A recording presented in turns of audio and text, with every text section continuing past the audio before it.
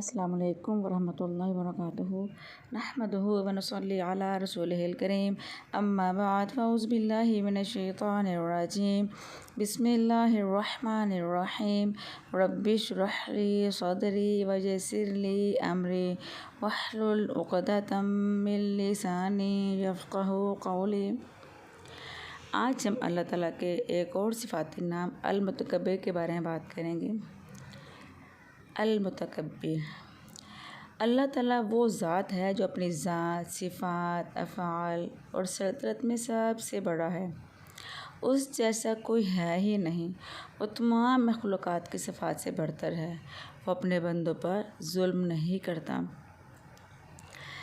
जब देखें इब्लीस ने अल्लाह ताला के हुक्म का इनकार किया तो अल्लाह ताला ने उसको साफ़ फरमा दिया था। जैसे कुरान पाक में अल्लाह ताला का फरमान है, यहाँ से उतर जा, क्योंकि तेरे लिए ये ना होगा कि तू इसमें तकब्बुर करे, यानी अल्लाह का हुक्म ना माने और अपनी मर्ज़ी करे तो निकल जाए। यकीनन तो ज़लील होने वालों में से है, यानी जो अल्लाह ताला की बात नहीं मानता, इसका मतलब है कि वो तकब्बुर का शिकार है। वो अपनी अना के पीछे वो झुकना नहीं चाहता। तो जो अपनी अना को नहीं मारता, तकब्बुर में आ जाता है, तो अल्लाह ताला भी उसको ज़िल्ल रुसवाई कर देते हैं। चूँकि सारी बड़ाई सिर्फ़ अल्लाह ही के लिए है, इसलिए बंदों को हर सूरत में तकब्बुर से बचना चाहिए। एक बंदा अल्लाह के मुतकब्बिर होने पर यकीन रखता है, फिर वो तकब्बुर से बचने की कोशिश भी करता है। फिर तकब्बुर है क्या? इसका मानी है कि हक़ से मुँह मोड़ना और दूसरों को कमतर समझना। तो ऐसा ही तो होता है हमारे माशरे में। अगर किसी के पास 2-4 पैसे आ जाते हैं तो वो किसी के दूसरे बंदे का हक़ देने से भी गुरेज़ कर लेता है। वो किसी इंसान को उसको कुछ समझता नहीं है, उससे कमतर होता है, उसमें तकब्बुर अपनी ओर आकड़ सी आ जाती है। तो इसका मैंने यही किया गया, तकब्बुर का मतलब है कि हक़ से मुँह मोड़ना और दूसरों को कमतर समझना, यानी कि अल्लाह ताला के अहकामात को ना मानना और दूसरों को हक़ीर समझना अपने से। फिर ज़र्रा बराबर भी जिसके अंदर तकब्बुर होगा ना, वो जन्नत में कभी दाखिल ना हो सकेगा। अल्लाह ताला उसको चेहरे के बल औंधा करके दोज़ख में डाल देंगे। रवायत में आता है कि एक शख्स ने रसूलुल्लाह सल्लल्लाहु अलैहि वसल्लम को फरमाते हुए सुना, क्या मैं तुम्हें अहले जन्नत के बारे में ना बताऊं? हर वो शख्स जो दबाया जाता हो, जो कमज़ोर हो, लेकिन अगर वो अल्लाह के नाम की कसम खा ले तो अल्लाह ताला इसकी कसम पूरी कर दें। और क्या मैं तुम्हें अहले जहन्नुम के बारे में ना बताऊं कि कौन होंगे वो लोग जहन्नुम के? फरमाया, हर वो बदखुल्क आदमी जो कीना परवर हो, मुतकब्बिर हो, यानी वो आदमी जो बद अखलाक है, जो हसद बुग़्ज़ कीना उसके दिल में भरा हुआ और तकब्बुर करने वाला है। तो जिसके अंदर ये बुराइयां होंगी वो बंदा जन्नत में कभी दाखिल नहीं होगा। यानी ये जो बद अखलाकी है ना, ये इंसान को जन्नत से महरूम कर सकती है। एक और हदीस में आता है कि नबी सल्लल्लाहु अलैहि वसल्लम ने फरमाया, जिस शख्स की रूह उसके जिस्म से इस हाल में जुदा हो कि वो 3 चीज़ों से बरी हो तो वह जन्नत में दाखिल होगा। इन्हें 3 चीज़ें उसके ऊपर ज़िंदगी ना की हो, 3 चीज़ों से वो बरी हो। नंबर 1 कर्ज़, उसके ऊपर कोई कर्ज़ ना हो। नंबर 2 उसने कभी तकब्बुर ना किया हो, हमेशा आजिज़ बन के ज़िंदगी गुजारी हो।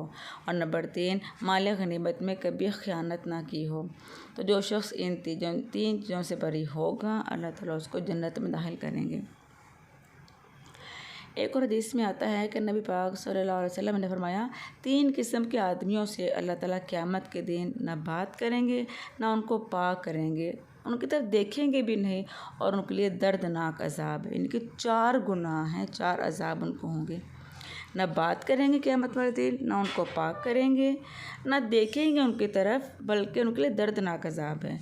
नंबर 1 बूढ़ा ज़ानी, नंबर 2 झूठा हुक्मरान, और नंबर 3 तकब्बुर करने वाला फ़कीर। यानी कि है वो फ़कीर लेकिन कुछ भी नहीं है उसके पास, इसके बावजूद उसकी आकड़ नहीं जाती। तो इन 3 जिसमें ये सारी बुराइयां होंगी ना, तो ये 4 अज़ाब उस बंदे को अल्लाह ताला देंगे भी। एक और हदीस में आता है कि एक दफ़ा एक आदमी नबी सल्लल्लाहु अलैहि वसल्लम के पास बैठा बाएं हाथ से खा रहा था। आपने फरमाया, दाएं हाथ से खाओ। उसने कहा, मुझ में ताकत नहीं, इनकी इस्तात नहीं है, मैं ऐसा नहीं कर सकता। तो आप सल्लल्लाहु अलैहि वसल्लम ने फरमाया, तुम कभी ना कर सकोगे। इन्हीं फिर उसने कभी वो दाएं हाथ से खा ही नहीं सका। यानी अगर तुम मेरी बात को नहीं ना मान रहे तो तुम ऐसा कर भी नहीं सकोगे। फिर रावी कहते हैं कि उस शख्स को तकब्बुर ने ऐसा करने से रोका था।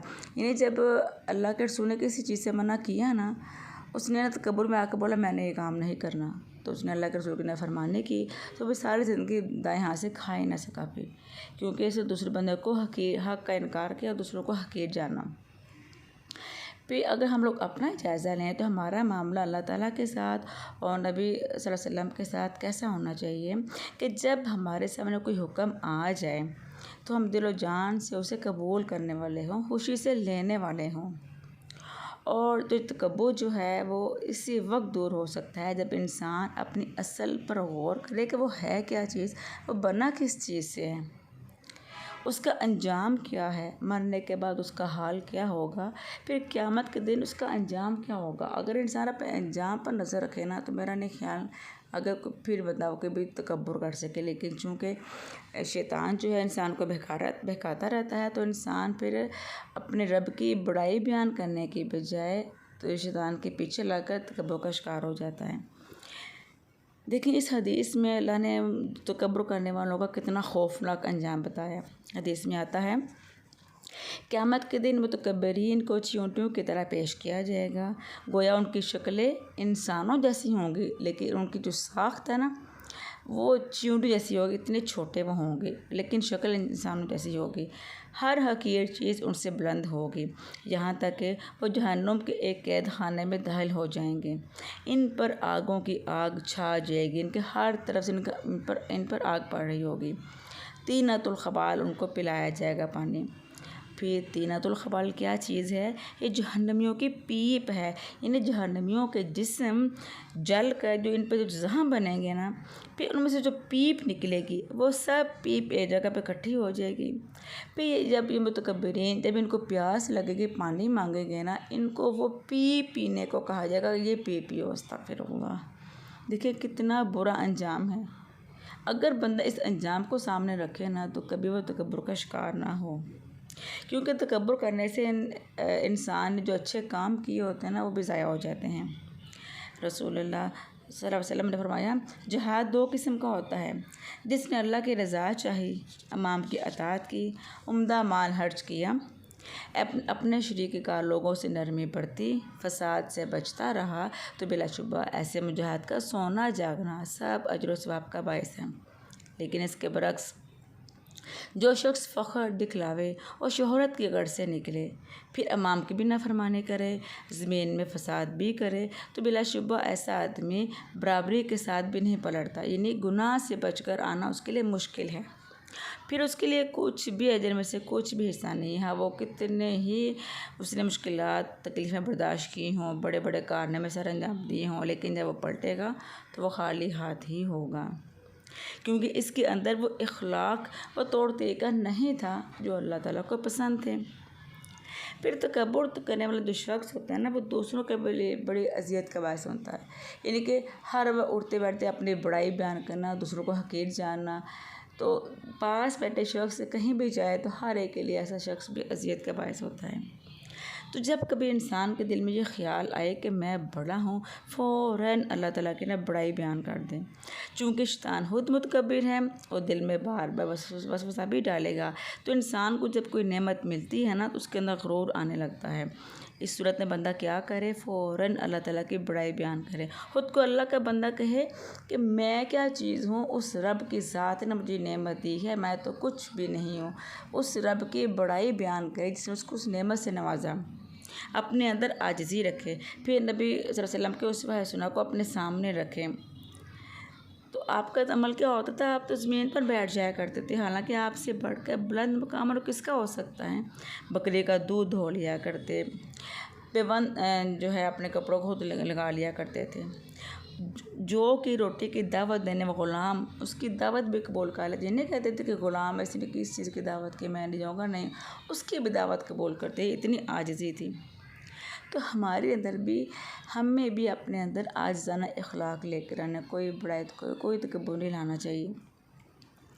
फिर इंसान को देखिए, हर इंसान ख़ताकार है, गलतियाँ कोताहियाँ होती हैं, लेकिन अगर कोई शख्स उसको उसकी गलती का एहसास दिलाए तो फ़ौरन वो अपनी गलती मान कर अपनी इस्लाह कर ले।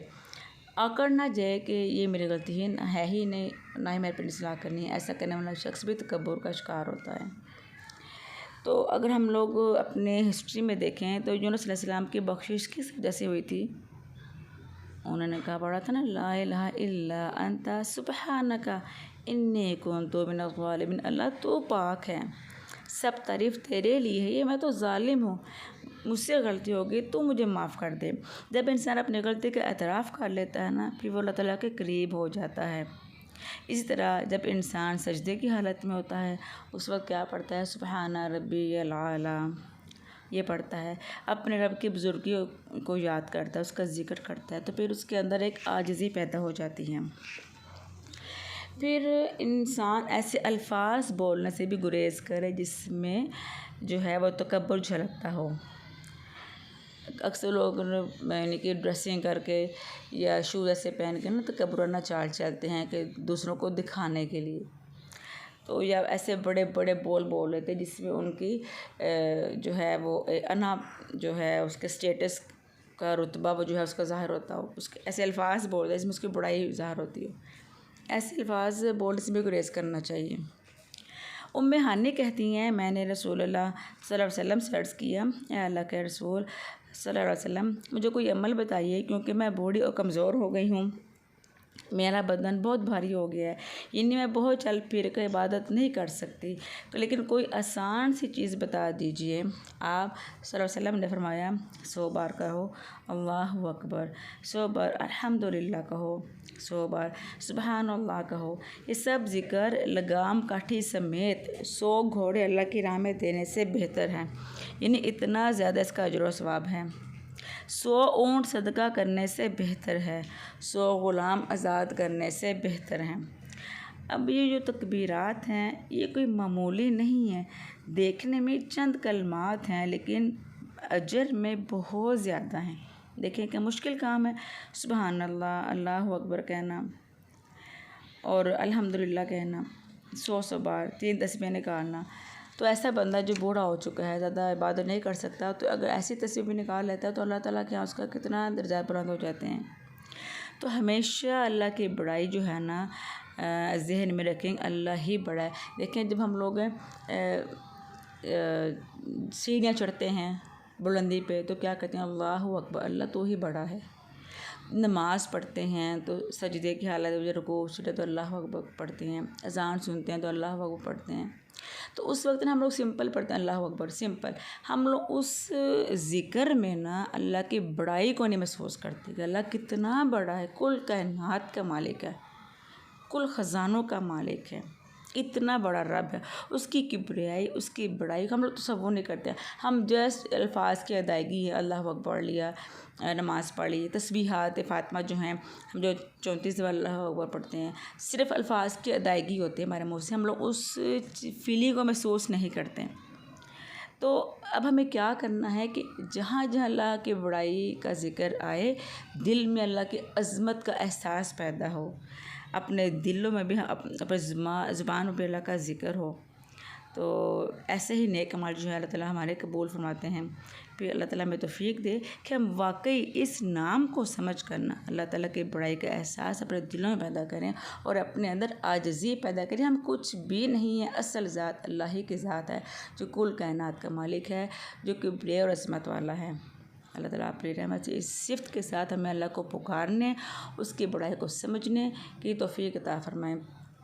इलाही आमीन। कल फिर इंशाअल्लाह ताला अलग एक नई सिफ़त के साथ दोबारा बात करेंगे। तब तक के लिए अल्लाह हाफ़िज़। अपना ख़्याल रखिएगा। अस्सलामु अलैकुम वरहमतुल्लाहि वबरकातुहू।